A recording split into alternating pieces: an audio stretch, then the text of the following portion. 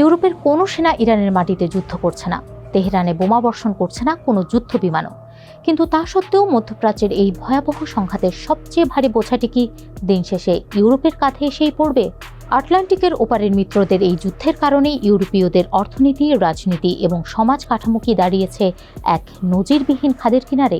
জ্বালানি সংকট, মূল্যস্ফীতি আর নতুন করে ধেয়ে আসা লাখো শরণার্থীর ঢল কি ইউরোপের ভেতরের ফাটলগুলোকে আরও চওড়া করে তুলবে না?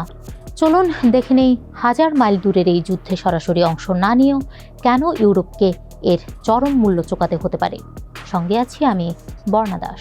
5+ স্টার রেটিং প্রাপ্ত দেশের সর্বোচ্চ বিদ্যুৎ সাশ্রয়ী ওয়ালটন এসি। স্মার্ট কমফোর্ট এখন নেক্সট লেভেলে।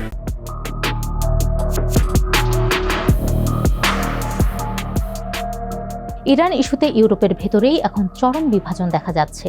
একদিকে জার্মানির চ্যান্সেলর ফ্রিডরিখ মের্জ ইরানের বিরুদ্ধে ইসরায়েলের সামরিক অভিযানের প্রকাশ্য সমর্থন করছেন এবং একে পশ্চিমা নিরাপত্তার জন্য জরুরি বলে মনে করছেন। অন্যদিকে স্পেনের প্রধানমন্ত্রী পেদ্রো সানচেজ এই হামলার তীব্র সমালোচনা করেছেন এবং যুক্তরাষ্ট্রকে স্পেনের সামরিক ঘাঁটি ব্যবহারের অনুমতি দিতে অস্বীকার জানিয়েছেন। এই দুই নেতার বিপরীতমুখী অবস্থান প্রমাণ করে যে মধ্যপ্রাচ্য নিয়ে ইউরোপীয় ইউনিয়নের কোনো একক বা ঐক্যবদ্ধ কৌশল নেই।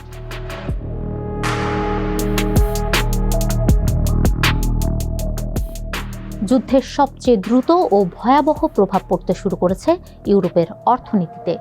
বিশ্বের প্রায় 1/5 তেল পরিবাহিত হয় হরমুজ প্রণালী দিয়ে, যা এখন চরম ঝুঁকির মুখে। যুদ্ধের প্রথম সপ্তাহেই অপরিশোধিত তেলের দাম 12% বেশি বেড়ে গেছে। ইউক্রেন যুদ্ধের কারণে রাশিয়ার জ্বালানি সংকট থেকে ইউরোপ এখনও পুরোপুরি ঘুরে দাঁড়াতে পারেনি।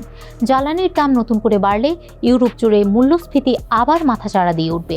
এর ফলে বাধাগ্রস্ত হবে কেন্দ্রীয় ব্যাংকগুলোর সুদের হার কমানোর পরিকল্পনা এবং চরমভাবে ব্যাহত হবে সামগ্রিক অর্থনৈতিক প্রবৃদ্ধি। 5+ স্টার রেটিং প্রাপ্ত দেশের সর্বোচ্চ বিদ্যুৎ সাশ্রয়ী ওয়ালটন এসি। স্মার্ট কমফোর্ট এখন নেক্সট লেভেলে।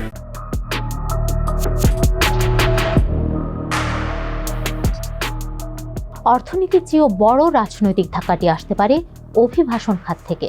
বর্তমানে ইরানের জনসংখ্যা প্রায় 9 কোটি। সংঘাতের কারণে এই বিশাল জনসংখ্যার একটি ক্ষুদ্র অংশ যদি আশ্রয়ের খোঁজে ইউরোপের দিকে পা বাড়ায়, তবে 2015 সালের মতো নতুন করে তীব্র শরণার্থী সংকটের মুখে পড়বে পুরো মহাদেশ। ইউরোপের সীমান্ত ও অভিবাসন ব্যবস্থাকে ভেঙে পড়ার উপক্রম করতে পারে মধ্যপ্রাচ্যের এই অস্থিতিশীলতা।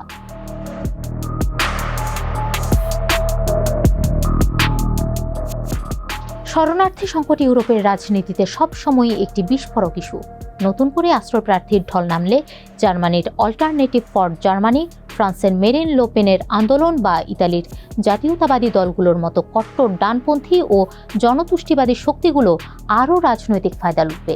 যে ভূরাজনৈতিক অস্থিরতাকে ইউরোপের অনেক নেতা সমর্থন করছেন, সেই অস্থিরতাই শেষ পর্যন্ত তাদের নিজেদের দেশের অভ্যন্তরীণ রাজনীতিকে চরম অস্থিতিশীল করে তুলতে পারে।